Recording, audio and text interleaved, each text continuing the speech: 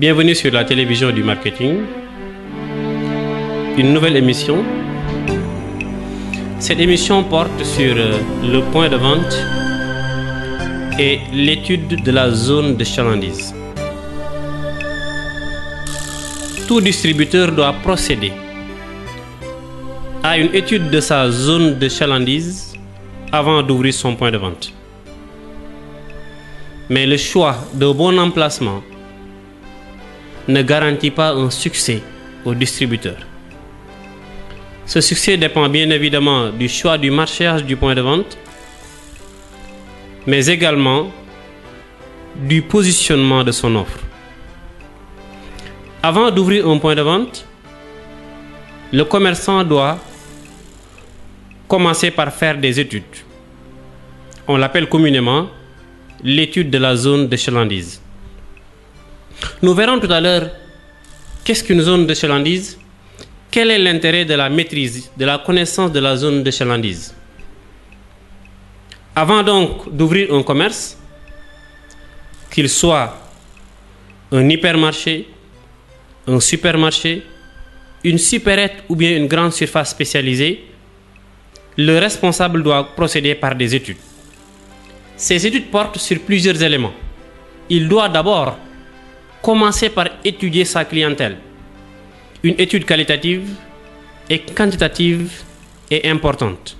Il doit s'intéresser sur le point quantitatif du nombre de clients de sa zone de chalandise, du revenu de la clientèle, de la répartition de la clientèle selon l'âge, le revenu ou bien la catégorie socio-professionnelle. Du point de vue qualitatif, il doit s'intéresser au comportement des consommateurs de la zone de chalandise. Leurs besoins, leurs motivations, leurs freins sont à connaître avant d'ouvrir un point de vente. Premier point, étudier les consommateurs. Il doit également étudier les produits qui seront commercialisés. Les produits, c'est-à-dire l'offre du point de vente, dépend obligatoirement de la connaissance des clients. Donc on va assortir le point de vente de produits et services correspondant aux attentes des consommateurs. Par exemple, s'il s'agit d'un quartier défavorisé, est-ce que le responsable du point de vente va y commercialiser des produits haut de gamme? Je crois que la réponse à cette question est non. Troisième point de l'étude, c'est l'étude des facilités d'accès. Est-ce que le point de vente est facilement accessible? Est-ce qu'il n'y a pas d'obstacle naturel au déplacement? Est-ce qu'il n'y a pas de sens interdit? Est-ce qu'il y a des possibilités de parking? Est-ce que le point de vente est situé dans un centre commercial dynamique? Le responsable du point de vente doit également étudier l'emplacement et les facilités d'accès du point de vente. Il doit également étudier la concurrence. La concurrence, son étude doit dépendre du type de point de vente qui sera ouvert. S'il s'agit par exemple d'un commerce de proximité, la concurrence de la zone de chalandise va s'étudier à l'échelle du quartier. S'il s'agit par contre d'un supermarché ou bien d'un hypermarché, l'étude peut aller même au niveau national. Il doit également étudier le coût de l'investissement. Et vous savez que ce coût dépend de l'emplacement du point de vente. 100 mètres carrés à Guédiawaye n'ont pas le même prix que 100 mètres carrés aux Almadies ou bien au centre-ville.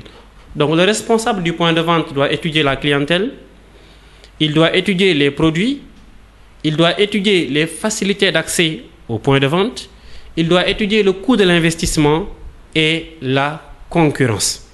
Après avoir mené cette étude, il pourra choisir différents emplacements en fonction du positionnement voulu pour le point de vente. Ça, c'est le premier travail à faire.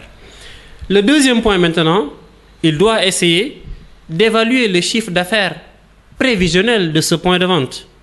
Mais avant d'en arriver là, il doit maîtriser la zone ou bien sa zone de chalandise. Qu'est-ce qu'une zone de chalandise? La zone de chalandise est l'aire géographique d'influence d'un point de vente d'où provient l'essentiel de sa clientèle et d'où est issu près de 90% de son chiffre d'affaires. Attention, on ne parle de zone de chalandise que si le point de vente attire les clients. Si vous vendez à distance, par correspondance ou par téléphone, on préfère parler de zone de prospection. La zone de chalandise, on la subdivise le plus souvent en 3 sous-zones. La zone primaire, la zone secondaire et la zone tertiaire. Pourquoi cette division en 3 sous-zones? Quelqu'un qui habite à 2 mètres d'un point de vente ou bien à 100 mètres du point de vente n'a pas le même comportement qu'un client qui habite à 2 km ou bien à 5 km du point de vente. Donc, plus on s'éloigne du point de vente, plus l'attraction exercée par le point de vente sur le client se réduit. Maintenant, quelle est l'utilité de la connaissance de cette zone qui environne le point de vente et d'où provient l'essentiel de sa clientèle? Cette connaissance est utile à plusieurs titres. Elle nous permet d'assortir le point de vente, bien sûr, de produits et services correspondant aux besoins, aux attentes des habitants de la zone. Elle permet également d'étudier la concurrence qui est située à l'intérieur de la zone est plus intéressante à étudier qu'une concurrence qui est en dehors de la zone. La connaissance de la zone de chalandise nous permet également de mieux cibler nos campagnes de communication. Si nous avons des imprimés sans adresse à distribuer, nous allons les distribuer à l'intérieur des boîtes aux lettres des habitants de la zone de chalandise. Si nous voulons faire une campagne de communication, les radios locales, s'il en existe, sont plus pertinentes que des radios nationales. Si nous voulons faire une campagne d'affichage, on peut également utiliser les axes routiers qui se trouvent à l'intérieur de la zone de chalandise. La zone de chalandise permet également de déterminer le chiffre d'affaires prévisionnel du futur commerce. Comment? Il y a des étapes à suivre. Avant d'en venir aux étapes, j'aimerais d'abord définir le concept d'IDC, l'indice de disparité de la consommation. Si on dit par exemple que la consommation nationale du Sénégal en bissap est de 25 000, ça c'est une moyenne. Cela ne veut pas dire que chaque Sénégalais consomme 25 000 francs de bissap par an. Il y a des Sénégalais qui consomment moins de 25 000, d'autres qui consomment plus de 25 000. Vous êtes donc d'accord avec moi que toute moyenne cache des disparités. Connaissant la moyenne maintenant, si vous disposez de l'IDC, il suffit de multiplier l'IDC par la moyenne nationale pour avoir la consommation de la zone, la consommation exacte, qu'on appelle également dépenses commercialisables par habitant. Donc la dépense locale, c'est la dépense moyenne nationale que multiplie l'indice de disparité de la consommation. Comment maintenant on calcule le chiffre d'affaires prévisionnel d'un commerce? Il faut d'abord faire un recensement pour connaître le nombre d'habitants de la zone. Si vous avez la possibilité de connaître en moyenne combien d'habitants nous avons par ménage, vous pouvez en déduire le nombre de ménages dans la zone en divisant le nombre de personnes par le nombre moyen d'habitants par ménage. Ensuite, vous interrogez les statistiques officielles ou bien les statistiques nationales pour connaître la moyenne nationale de consommation pour le type de produit auquel vous vous intéressez ou bien le type de produit que vous voulez commercialiser. Connaissant le nombre de ménages, la dépense moyenne nationale par ménage et l'indice de disparité de la consommation, je rappelle que l'indice de disparité de la consommation mesure l'écart entre la consommation moyenne nationale et la consommation d'une zone. Pour avoir maintenant le marché potentiel total de la zone, vous prenez le nombre de ménages que vous multipliez par la consommation moyenne nationale par ménage, que vous multipliez ensuite par l'indice de disparité de la consommation. Vous avez la possibilité de déterminer ce marché potentiel en prenant directement le nombre d'habitants de la zone que vous multipliez par la consommation moyenne nationale d'un habitant et que vous multipliez ensuite par l'indice de disparité de la consommation. Là, vous avez le marché potentiel de la zone. Ce marché potentiel, c'est l'ensemble des dépenses effectuées par les habitants de la zone. Comment maintenant vous allez procéder pour déterminer le chiffre d'affaires potentiel de votre point de vente?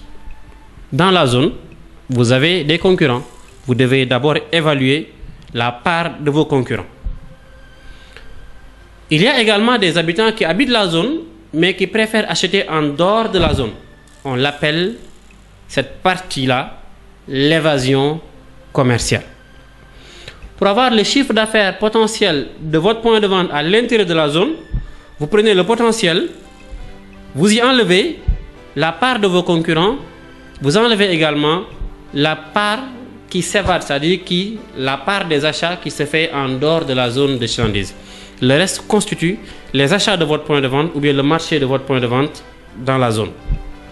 Des fois, il y a des gens qui habitent en dehors de la zone de chalandise mais qui préfèrent venir acheter dans votre zone. Ça également, il faudra l'évaluer.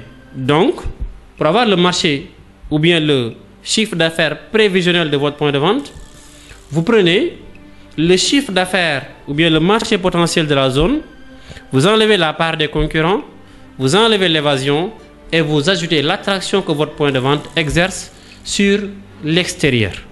Voilà comment on évalue le chiffre d'affaires potentiel du point de vente.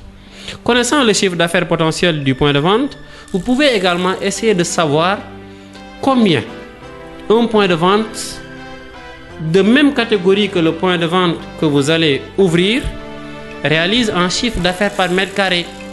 Connaissant le chiffre d'affaires par mètre carré des points de vente concurrents, vous pouvez en déduire la taille de votre point de vente. Je vous remercie.